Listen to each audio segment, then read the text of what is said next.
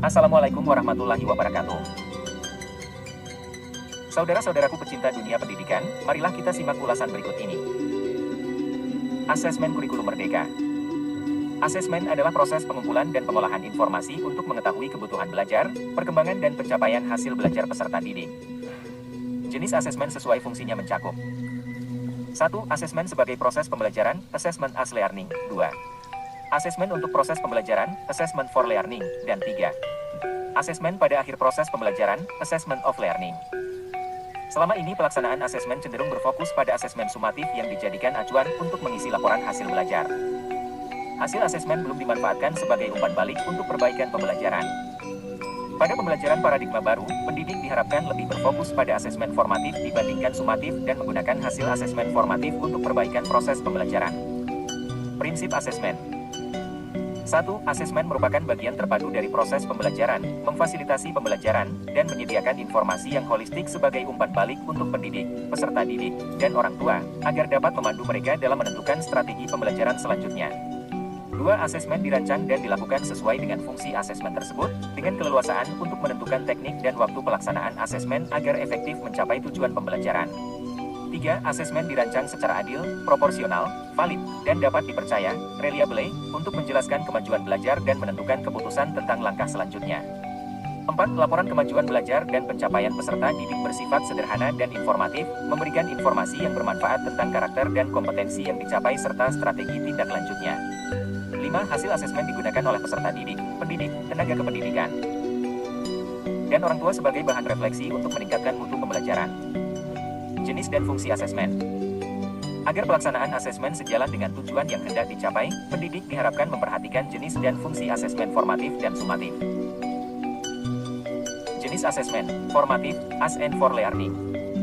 Fungsi 1. Mendiagnosis kemampuan awal dan kebutuhan belajar peserta didik. 2. Umpan balik bagi pendidik untuk memperbaiki proses pembelajaran agar menjadi lebih bermakna. 3. Umpan balik bagi peserta didik untuk memperbaiki strategi pembelajaran. 4. Mendiagnosis daya serap materi peserta didik dalam aktivitas pembelajaran di kelas. 5. Memacu perubahan suasana kelas sehingga dapat meningkatkan motivasi belajar peserta didik dengan program-program pembelajaran yang positif, suportif, dan bermakna. Teknik. Berbagai teknik asesmen, praktik, produk, proyek, portofolio, tes tertulis, lisan. Hasil dokumentasi. 1. Produk hasil belajar. 2. Jurnal refleksi peserta didik.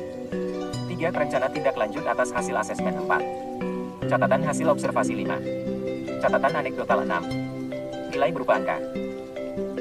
Jenis asesmen, sumatif di akhir lingkup materi. Fungsi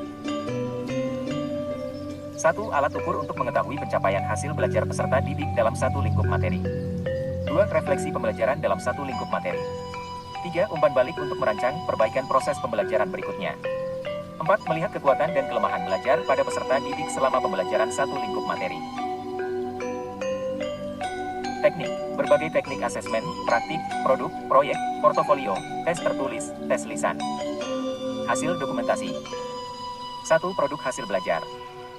2. Nilai berupa angka. 3. Jenis asesmen, sumatif semester. Fungsi 1. Alat ukur untuk mengetahui pencapaian hasil belajar peserta didik pada periode tertentu. 2. Mendapatkan nilai capaian hasil belajar untuk dibandingkan dengan kriteria capaian yang telah ditetapkan. 3. Umpan balik untuk merancang perbaikan proses pembelajaran semester tahun ajaran berikutnya, sama seperti fungsi penilaian formatif. 4. Melihat kekuatan dan kelemahan belajar pada peserta didik, sama seperti fungsi pada asesmen diagnostik. Teknik, praktik, produk, proyek, portofolio, tertulis. Hasil dokumentasi, produk hasil belajar dan nilai berupa angka. Demikianlah ulasan singkat, semoga bermanfaat dan menambah pengetahuan. Terima kasih atas perhatian saudara-saudara sekalian.